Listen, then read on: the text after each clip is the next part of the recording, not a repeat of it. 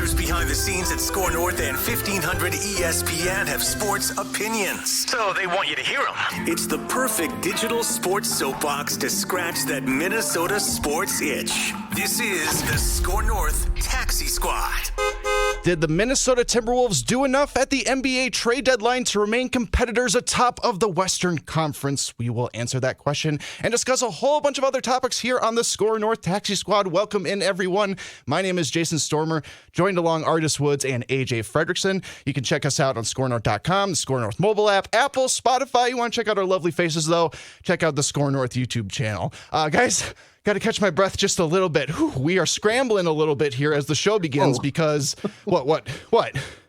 Just I don't know if you're overdoing it. Like I know you were just working hard before we started recording, but my goodness, I was going for the bit. I mean, okay, I wasn't doing anything too strenuous. I was literally plugging things in, plugging things out. Our keyboard was a little bit broken, and we had to scramble to find a new working one before we have to get cut off before we do UST hoops later on tonight on 1500 ESPN. So we're scrambling a little bit. I'm wearing a sweatshirt, so it's just a little hot. I'm a little bit sweaty. It was like 50 some degrees out in the Twin Cities again today. But anyway, speaking of hot things at the moment, the NBA trade deadline, gentlemen, has come and gone, and your Minnesota Timberwolves were active indeed, acquiring, oh my gosh, I can't believe I'm blanking on the name because my mind is absolutely racing right now. Thank you so much for the assist right there, guys. I hope Monte Morris also has a lot of assists this season, and the rest of the season for the Minnesota Timberwolves. Yeah, we're rebounding here. Hey, another basketball pun. But they gave up Shake Milton, Troy Brown Jr., and I believe a 2030 second round pick. I did not know that picks could be traded that far in advance. The NBA is kind of crazy. But guys, I know it's wild, and the NFL is getting even worse too. But guys, what are your reactions to the move? Do you think this was enough for the Minnesota Timberwolves to remain competitive, or maybe would you have liked to seen a little bit more from the team at the deadline? Yeah, I think it was a very solid move. You know, Morris is a guy who has some playoff experience. He's a vet. He's a really good shooter from the three-point line, solid shooter from the field. He's a guy who doesn't turn the ball over often. I think he averages like one turnover a game, especially in the playoffs. And he actually elevates his game a little slightly more in the postseason as well. This season he missed, a lot of time. I think he's had some type of thigh injury. I don't know exactly if it was a thigh strain or something along those lines, but he's only played 6 games this year. So that's the red flag where it's like, all right, he hasn't been on the court, but the Wolves are in the spot right now where they're still not at the top anymore because they lost to the Bulls, but they're still in the top 3 in the Western Conference as we speak right now. So they're in a spot where, they can kind of slowly wing him into, the bench lineup because he's not going to start as long as Mike Conley is healthy. So they can slowly bring him into the lineup, allow him to kind of get in shape, get his legs underneath him. But if you get the guy who was, with Washington last year or Denver the year before, you're getting a guy who's going to average anywhere between 10 to 13 points, about 5 assists. And then in the postseason, he's going to get all the way up to probably about 14, 15. So a slight elevation in the postseason. But again, shoots good, doesn't turn the ball over, can, run an offense, especially coming off the bench. And as we've stated before, this is a piece that they needed. I don't think this was Tyus Jones. I don't think this is Dennis Schroeder. But I think this may be, if he's healthy, the next best thing for the Timberwolves. So I think it's a really good fit. Vet. I think this is what they needed. I was able to run into briefly today the scoop master himself, Darren Doogie Wolfson of KSTP Channel 5 Sports, and he kind of gave me I was like, Doogie, I don't have much time to talk to you, but I need like the quick one paragraph summary of how Doogie feels about the trade. He enjoys it. He said he was talking to a NBA executive who, we have to keep anonymous for the time being because he didn't get permission to release his name, but he was like, describe Monte Morris. He's worked with him in a different location. How would you describe Monte Morris? Great cat, connector, will blend well, won't overstep his role. Big stones in tight games, big heart. That sounds like a character guy. And when you're trading for a guy that is going to eventually, hopefully, help you lead a deep run, from my understanding, he's got playoff experience. This is a guy that it's not like he's not green in this league. He's he's coming from Detroit, so he's been through the thickest of trenches. It sounds like he is out of shape at the moment, but due to his injury, he's played I think not even 70 minutes on the year so far. But he's a guy that will sounds like easily mesh with this team, and you need that heart because it sounds like they know the ability, and he does have previous links with Tim Connolly, their time together in Denver, but this is going to be a guy that it sounds like will be able to fit in well, be able to complement others. He's not going to come in and think like, hey, they traded for me at the deadline because I'm a star. I am the prime attraction. I am the main event. No, he knows I'm here to be one of the pack, pun intended, for the Timberwolves. He's going to come in, probably take a load off of Mike Conley Jr., who he's not the spryest, youngest guy there is, and help complement this team. And it sounds like they didn't give up too much. It's baffling to me that you can trade a pick that's 6 years out. I know the Timberwolves have traded a bunch of picks here recently, including that Rudy Gobert trade, but a 2030 pick is insane to me. But it doesn't even seem like a real year yet. You know what I mean? I'm already having a hard time adjusting to 2024, but 2030, I don't like that.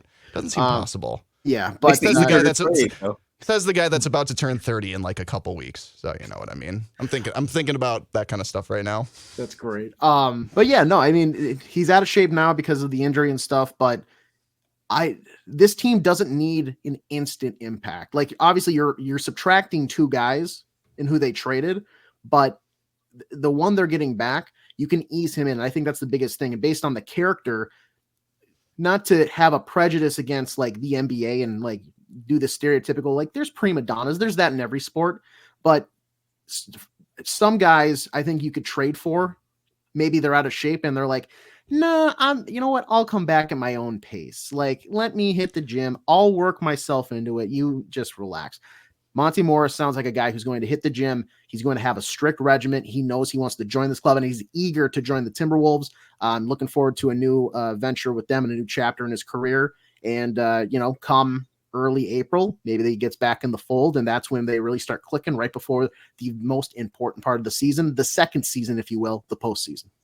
Mm-hmm. Yeah, I'm incredibly encouraged by the move just because we've been talking a ton on this podcast about just that a backup point guard, even a guard in general, is just so absolutely necessary for this Timberwolves team. Talked about, too, the turnovers being an issue and just not having another good guard has been a big issue with that. And I saw that Dane Moore tweeted this out. Apparently back in 2021 and 2022, Moore started about 74 games, I believe, for then the Denver Nuggets. And he had one of the lowest turnover rates in the entire NBA among point guards that season. So when I saw that little stat right there, I'm like, all right, perfect. Monte Morris hopefully will be the remedy that will help fix some of these turnover issues for the Minnesota Timberwolves. The thing that I'm most excited for, guys, because I like playing GM most of the time, is just the fact that we didn't have to give up anything for this guy. Granted, he's on an expiring contract, but I believe that the Timberwolves now do own the bird rights to Monte Morris, so they technically can keep him, give him a contract extension, but it would probably require the Wolves to go into the luxury tax, and that's going to be a huge issue in the offseason already, so I don't know if really Monte Morris is going to be here for more than just half this season, but it's absolutely an awesome move for the Wolves. I mean, Shake Milton wasn't working out. Troy Brown flashed a couple times here and there. He started 3 games. I believe he shot like 44% from the field, 36 from 3. So, I think he was kind of buried down the depth chart a little bit and he just didn't get a lot of playing time, but hopefully he can, find a little success out there in Detroit because obviously, there's a lot of minutes to be played in Detroit right now, man. I mean, it's just amazing, guys. Just the quality of the really bad NBA teams this season. We have like 4 or 5 just really putrid NBA teams this season. The Wizards, the Hornets, obviously the Pistons, the Spurs, and I'm sure I'm forgetting another team too. I don't know if there's like another uber prospect like Wembanyama coming out in the draft or something like that, and that's what's inspiring all these teams to do it. But it's like just him. Pretty. No, not like him. Not like him at all. So this is a good move for the Wolves. The injury issue might be something to keep an eye on with Monte Morris, although I wouldn't be surprised after he did get that injury and he just kind of saw how things were going in Detroit that it's just like, oh boy, maybe I just take this rehab just a little bit slower because I don't want to potentially go out and play for a losing team and then get hurt and then potentially screw myself over at the trade deadline. So I'm guessing, maybe there was a little bit of TJ Hawkinson at work here with Monte Morris earlier in the season with the Detroit Pistons, everything like that. But yeah, it's we'll just. And what I'm actually really glad too is that we didn't have to give up any like actual key pieces. I thought that we'd have to at the NBA trade deadline. I thought even more draft picks beyond, a draft pick that's 6 years out in advance. I thought maybe Kyle Anderson could potentially have been shopped. I know that his name had been brought around. It's been mentioned a little bit because obviously if you're the Wolves, you were going to have to give up something to get something in return. And if there was potentially going to be a veteran player that you were going to give up, it would have been Kyle Anderson, also because he's on an expiring contract as well. So, I'll give this like a B plus kind of grade for the Wolves. I was never really great at school. I mean, C's got degrees and everything like that, so take that with what you will. But again, I'll just hark on if this guy is able to just limit the turnovers, but also potentially take away some of those turnovers that Anthony Edwards is causing, everything like that, as a good point guard should do, then this definitely can be a move that, goes into like the A-, the A territory as well for the Minnesota Timberwolves. And frankly, the rest of the conference, the top teams in the West, they didn't do a ton. I mean, the Thunder got Gordon Hayward, but I don't think the Clippers it's a good move, though. It was a good move, but it's not a move that like really frightens me a ton or anything like that. Just because, Gordon's playing better now, but I still have to, account for his injury history and stuff like that. And I just don't really know how consistent or how available he's going to be for the Thunder. But that was probably the best move, like within your division or within like the top teams, between you, the Clippers, the Thunder, and obviously yourselves. But and then obviously there were a ton of other moves that happened in the NBA too, some crazy stuff like that. But, I wasn't too shocked or like, oh my gosh, look at what just happened. Look how the power just shifted in the Western Conference. I didn't really feel like that happened this time around, which is good for the Wolves. Yeah, it's good. And, again, they the loss to the Bulls the other night was like, come on, fellas. I didn't want to bring it up.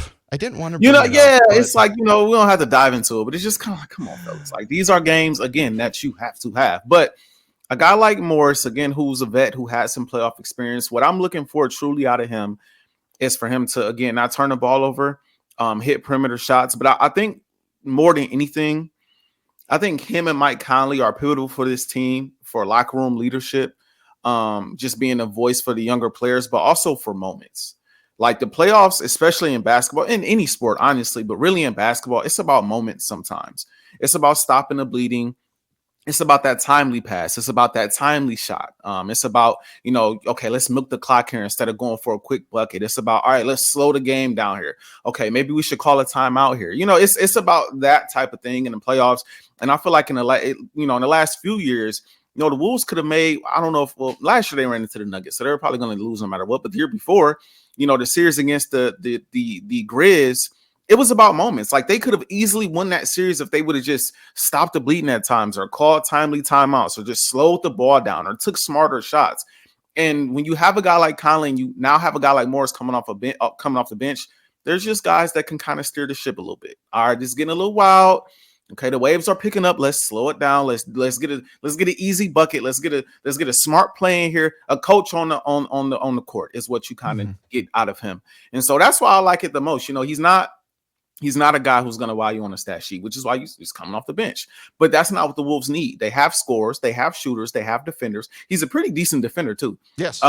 But you have some of everything you need right now. I just feel like, again, they needed another veteran to come off the bench to kind of spell for Mike Conley whenever he's hurt, or whenever he just needs a break, to kind of do the exact same thing Mike Conley does, basically, just with the bench. And so, again, I do like the Gordon Hayward move. We'll see how much he has left in the tank. I'm not sure how much is there, but on paper, it's a good move. But, I think the biggest moves are probably made in the Eastern Conference, honestly. But as far as the West is concerned, they're in a good spot. They just have to, again, continue to display some maturity, win the games they're supposed to win, so that if they drop a few games that I won't say supposed to drop, but if they drop a few games to some true contenders, it doesn't hurt you as bad, but it hurts you when you lose to the Bulls. I'm not happy about that, L. I'm not happy about that. No, they were up 65-42 at halftime, dude. That's unacceptable at this point in the season. Or just if you're this high in the conference standings, no matter what, this can't be happening. And guys, we got to kind of admit a little bit. This has been a 500 ball club now over the last month or so. Let's be real about that. Granted, they've had to face some tough competition and everything, but and they've tread water just fine, and that's still going on, but.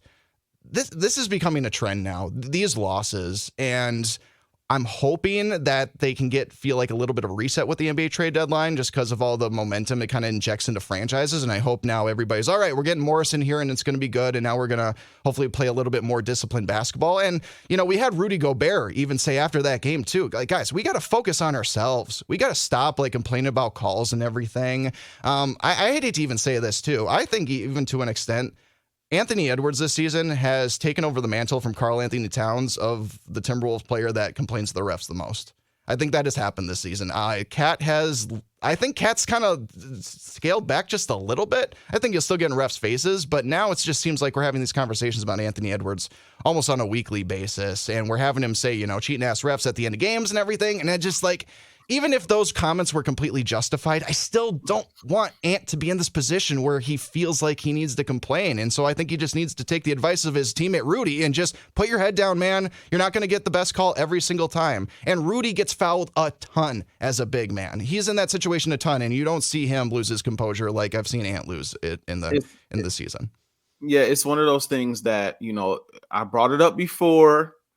And it was like, all right, and I don't like how his energy has been the last couple games as far as what he said post-game about complaining about the refs, about the calls that Shea gets, and about, we just weren't ready to play, or I just kicked it up in the second half because I knew they couldn't guard me. But in the first half, I was kind of chilling, And then after I think it was the third OKC game, second or third, I think it was the third OKC game.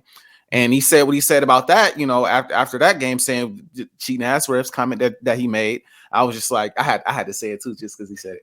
But anyway, it's free, right? It's free. AJ, would you like to say? AJ, you go ahead and say it really quick. No, it's all right. I usually get it out. I get it. The show I do in the morning is a podcast, so I can swear as much as I want. So I already got it in my system for the day. We're good. I wish we could swear on this.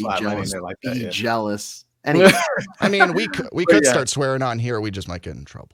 So. Yeah, we probably should. We can say cheating ass refs as many times as we want. Right. But no, literally, him saying that after the OKC game, I kind of backed him like, okay, like I understand, it was some tough non-calls, that weren't getting called in their favor. So I understood.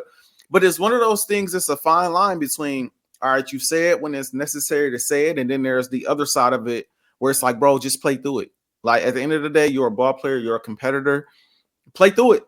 Like you are gonna get fouled. His style of play warrants him getting fouled here and there. So some are gonna get called and some aren't.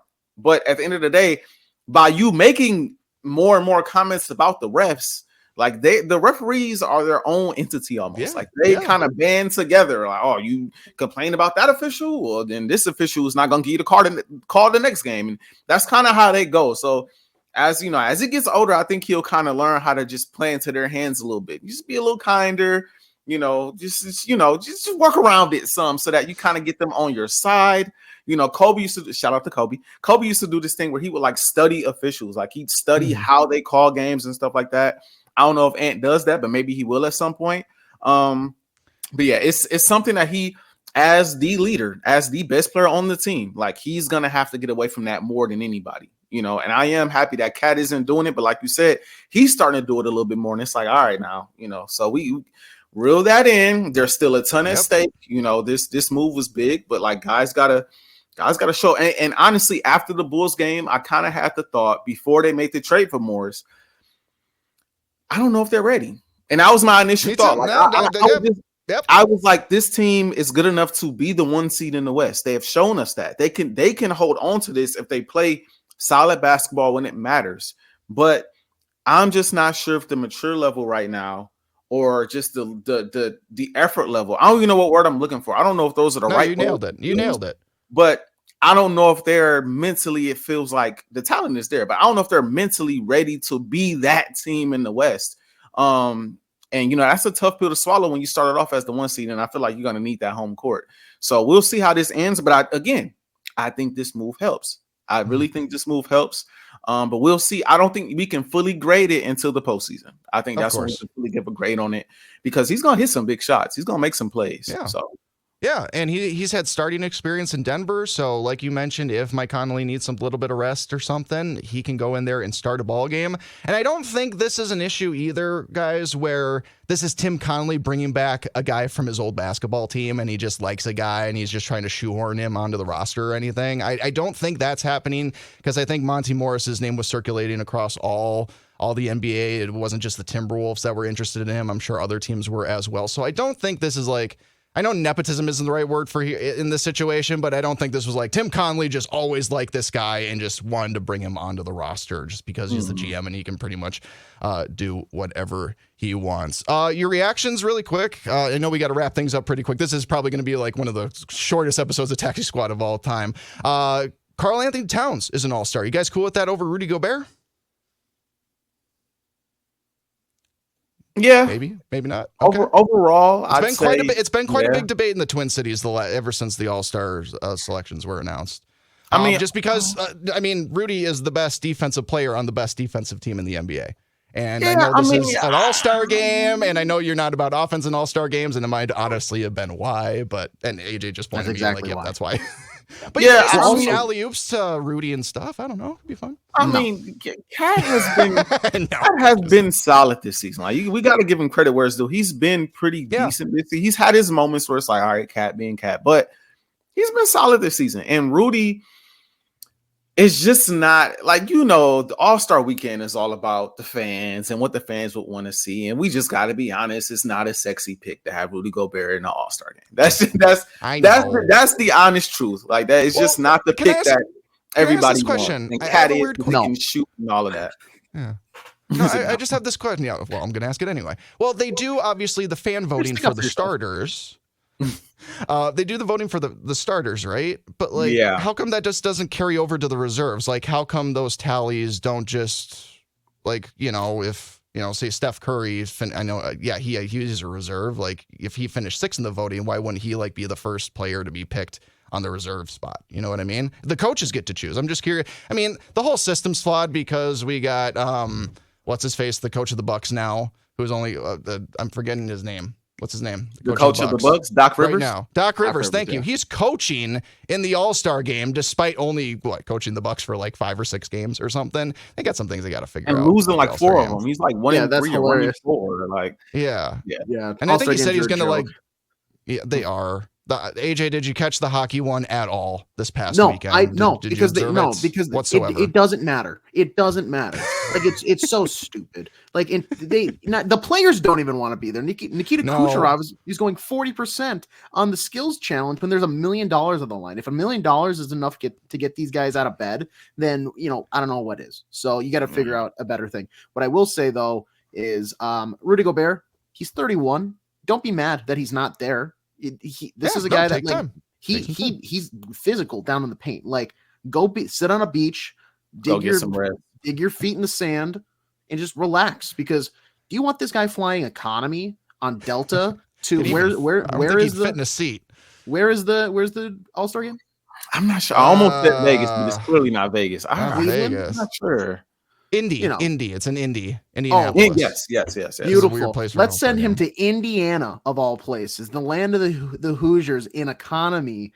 Hey, Rudy, here's your complimentary cookie and ginger ale. Hope you don't get cramps on the way there. And then, doing a lot of prep. Let the man relax. Sure, yes. We all can admit he got snubbed. Absolutely. That being said, there's no more than 2 starters or 2 representatives per team at the All-Star game. He can live with it. He's fine. And I think end of the day, let's say that fuels a fire.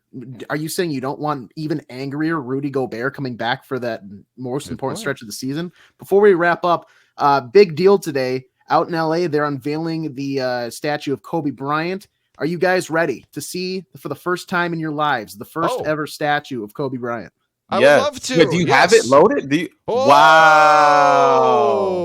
Mamba mentality right there, baby. Look at that. That's dope. Pretty good. They went with the white jersey too. I like that. And the number 8 too. They went with the number 8. OG number 8. Okay. That looks good. The 8, I think, is that not interesting a little bit? Yeah. Yeah. I think that's from the 81-point game. I think that was this guy after he dropped 81. Okay, that makes more sense then. Same uniform and everything, same armband length. I know all this because I'm a diehard Kobe fan. So no, absolutely, that's how I know this. But wow, okay, that's dope. Very good. That'll look good next to Kareem and Shaq and all the other Lakers. That should be. Are you guys impressed that I did that on the fly behind the scenes? That was fly, you're a producer extraordinaire. Are you kidding me? No, you get to be on podcasts where they swear. You can do anything. You know what I mean? You're extraordinary. Yeah, that Kobe statue looked good next to all those other Lakers that should have, had their playing careers here in Minnesota, but that's okay. That's I love it. Yes, that's a 50. That's a 50-plus-year-old grudge, but I'm over it. How many Kobe jerseys do you have? I actually only have one. I'm trying to collect now, though. I'm trying to collect now, but I'm not the type to collect a bunch of jerseys. So I get like one, and then I'm like, all right, I'm good. So absolutely, okay. But it's crazy enough. I don't have a 24, so I have to get a 24. So you gotta. Absolutely. Yes. Like a 24 from like his last season, like 2015-16, if you can find something like that. Whatever jersey he wore when he dropped 60 on the Utah Jazz in his final game. I think that would be pretty sick. That'd be sweet. Dope.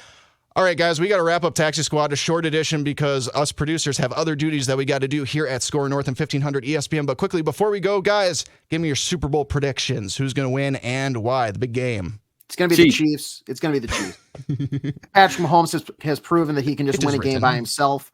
As much as fun as the story would be for Mr. Irrelevant to do that with the 49ers, it's going to be the Chiefs. We all know it. Travis Kelce might have 3 touchdowns. I have the Chiefs for different reasons. Actually, I think the Chiefs defense is elite this year, and I think they will be the story of the game because Patrick Mahomes, Brock Purdy has not played well against elite defenses. When he played against Baltimore, didn't look great. When he played against the Cleveland Browns, didn't look great. The Vikings were like top 10 for a while, didn't look great against the Vikings either. So I think it's gonna be more the same in this game. I don't think he looks great. I don't think the offense has been off to good starts the first 2 games of the postseason. I think it continues, and you cannot compete from behind against Patrick Mahomes and Andy Reid. You can't even compete from on top. You can't even be ahead 10 points at halftime in the Super Bowl. Apparently, against those guys. So I'm going with the Chiefs. Yep. The script is written. The Chiefs will win the Super Bowl. I hope I'm wrong, just because I usually root for teams who haven't won the Super Bowl in like a long time. Niners haven't won in like 30 years. And I know they're a dynasty franchise. They got a ton of Super Bowls, but I haven't really seen them in my lifetime, so I'd be fine with that. So I hope I'm wrong. Do you think Kelsey's going to propose to Taylor at the end of the game if they win? No. That's like one of the biggest prop bets going out there right now. If he's going to propose if they win after the game, you think it's going to happen? What are we doing here as a society? What happened to shame? Recording Taxi Squad, baby. What happened to shame? What happened to shame? What happened to being decent people? Quit hating on love. No, I'm not hating on love, but I'm just saying, like, let them be. Let them be. Whether or not you think it's real or publicity stunts or whatever, just let them be. I mean, his brother wants to revive the backyard sports franchise. Please, he can do whatever he wants. Please. If he wants to streak mid-game and then still propose, I don't care. Just let them do what they want. Actually, you know what? That'd be hilarious because then think about the penalties. How would they call that? I don't know. What would they call that? Anyways, forget about that. Okay, sorry everybody. Didn't mean to put that image in your heads before we wrapped up. Jason, take us home. All right, ladies and gentlemen, boys and girls, thank you so much for listening and watching the SKOR North Taxi Squad. It can be checked out on skornorth.com, the SKOR North mobile app, Apple, Spotify. If you want to see our lovely faces, though, check us out on the SKOR North YouTube channel. My name is Jason Stormer. That's Artis Woods. That is AJ Fredrickson. Kobe. Again, short edition of the Taxi Squad this week, but we will be back again next week to cover all things Minnesota sports. And until then, y'all have a wonderful week. Take care. Bye-bye. Kobe.